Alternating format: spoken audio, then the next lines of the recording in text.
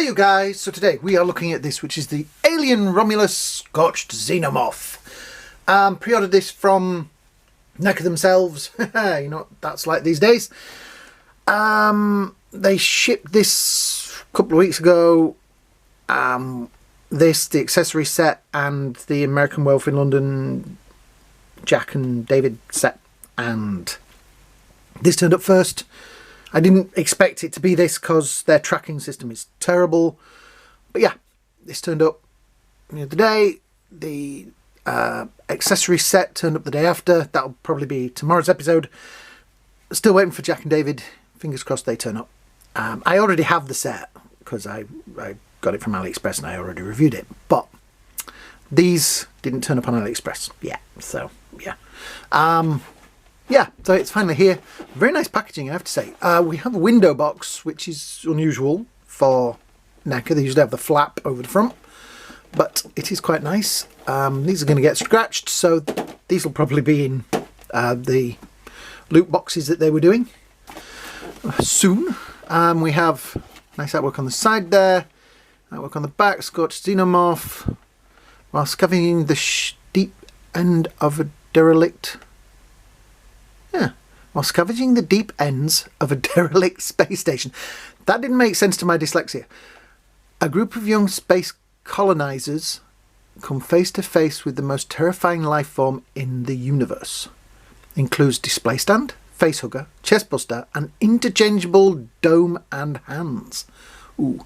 Now, a big thing for me with the Alien Xenomorph is the dome. I love when they have the dome. This has got a crack in it. And there's two versions, so that is something I'm really excited for. They have the barcodes and things. I'll show you all the barcode because some of you out there like the barcodes. There we go, and all the names and things. Yeah, on the top we have Alien Romulus. Yeah, so I actually enjoyed Alien Romulus. I thought it was a good film. I enjoyed it. I've lost my knife. I had it a minute ago. There it is. Yeah, I really enjoyed it. I've got it to watch again on home media, but I haven't really had time. I don't have a lot of time at the minute. Work is very busy and very time consuming. Slightly boring background, but then the cover for the Blu-ray is 4K is pretty there because it's a red background with a facehugger on it. Anyway, I don't think I'm spoiling a plot there. That's what I was saying. I'm thinking to myself, am I spoiling a plot? Don't think so. Right, we have facehugger, Xenomorph, and the accessories at the back there, which are sellotaped to the back. Get the knife out again. There we go. Right. Let's disconnect that. Brilliant. Right. So we have chestbuster, stand. I guess that is the part you replace. And a set of hands. It's interesting, the hands are transparent. I can see that, but they are transparent. Fingertips anyway. I'm hoping they're rubberized because if they're not, they'll be fragile eventually. And a stand. That stand doesn't look very strong for standing this figure up because this figure looks, how can we put this, brutally big. Right, so he's in all this tied in and stuff, so I am going to snip through this because I know how it winds you people up. Somebody complained the other day that it took me 15 minutes of the video to unbox something, so yeah, get over yourself. Yeah, so I'm going to snip and cut and get this guy out of the box. Out of the box, very strange pose, that hand facing the wrong way, but we'll switch that around. Right, let's gently manoeuvre. Ooh, there is ratchets on those legs, which is probably a good thing. The feet, ooh, that's interesting. I was worried because it does have the double, I don't know what you call that, the weird access thing, which the, is it access? I don't know. But the weird ankle, like the Alien 3 figure had. Which if you remember, if you go back and watch my Alien 3 video, I broke it. Pretty much at this point in the video. So, let's see if we can get those feet flat. Tish. Wow, okay, this guy is, ooh, yes, he's going to need a stand. Because he is heavy. He feels very heavy. I'm trying to see actually if he is transparent. I don't think he is. But bits of him look like they could be, like the pipes and things. And that neck joint there, that's a really interesting, I don't know if I can get it on camera, but it's a really interesting colour. It's got, yeah, I think they have made parts of it transparent. Yes, so that neck joint there, that bit, I don't even see it, the closer we can get it, yep, is transparent. As is this part here.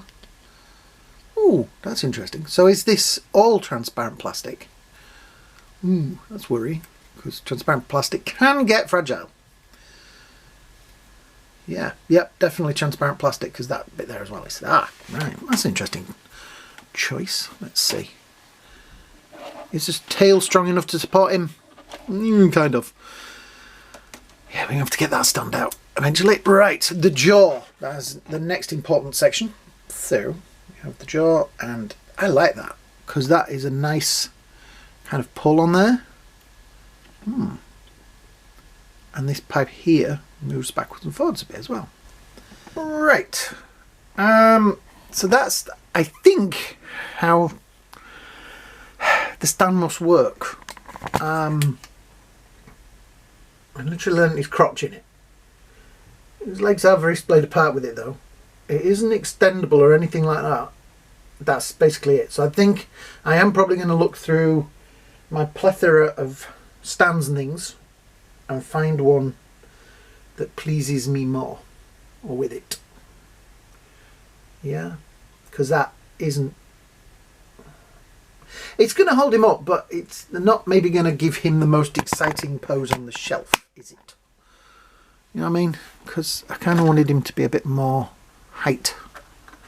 Unless you hook it to the tail, I suppose, around there. That could be that could be an interesting. Yep, that might be it. I might be looking at this in the wrong way. If you can kind of land the, like that sort of thing. Yeah, I'm gonna have to work on that. Probably won't work. Right, so let's see if we can unplug the head. There, that bit comes off. Underneath there we have the skull. That is very nice, I have to say. I'm blown away by this jaw. The jaw is brilliant. I just need to get that thing out of there. Just look at the detail on it though. It is fantastic how transparent and cool it is.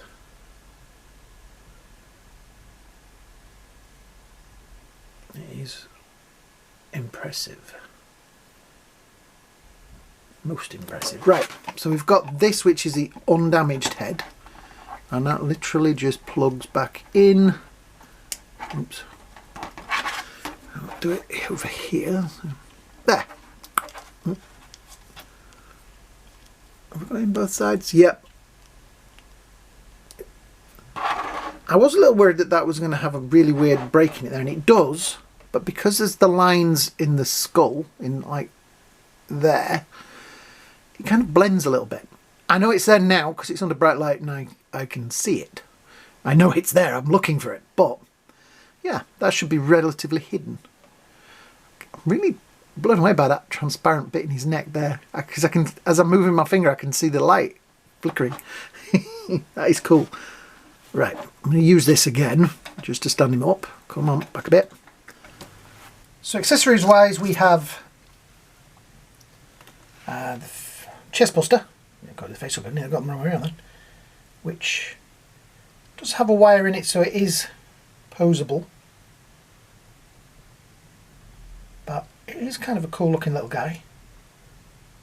It has little arms and things, so that's pretty cool. And we also have the face hugger, which again, some interesting colours in there, some pinks, and that side is very pink. I'm going to have to watch the film again, see if I can pick out, you know, what it looks like, because it's a different colour and a different look for the face hugger. This also has a wire tail as well, so will be positionable. So we have the hands. We have the hands, which are all different, like open there is plenty of hands, put it that way. Look at this. I mean, you've got choices. Even down to this one, which is a kind of folded up version. Which looks pretty kind of cool. Oops.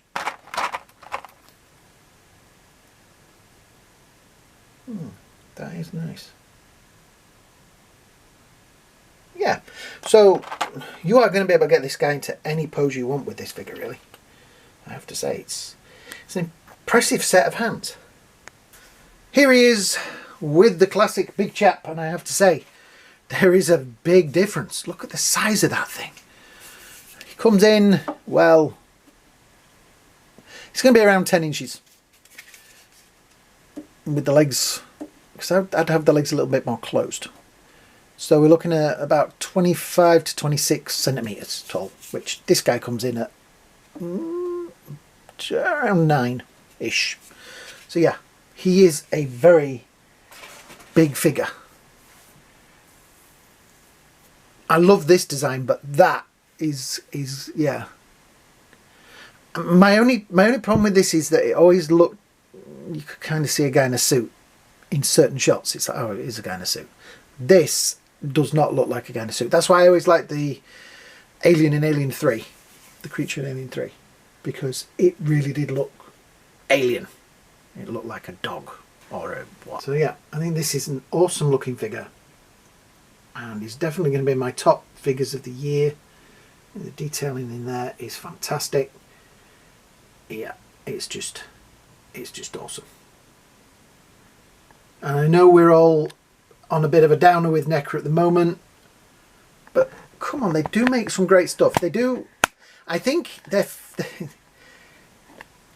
it's like I feel with a lot of things these days, the heart's in the right place, but the people at the top of the tree, the people that design, the people that manufacture and sale and that are great, but it's those big decisions about how things are shipped and stuff. And I think looking at how this was shipped, Neca have obviously got this idea of, they manufacture their stuff, they send it to somebody, and then somebody ships it out to you. And I think that is where the problem's coming. It's the shipping department is obviously a big problem. But yeah. So yeah, if you've enjoyed this video, please hit the likes, hit the shares, hit the subscribe buttons down there. It really does help the channel. Yeah, this is a great figure.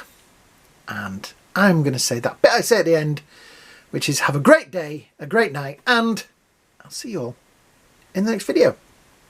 Game over, man. Game over.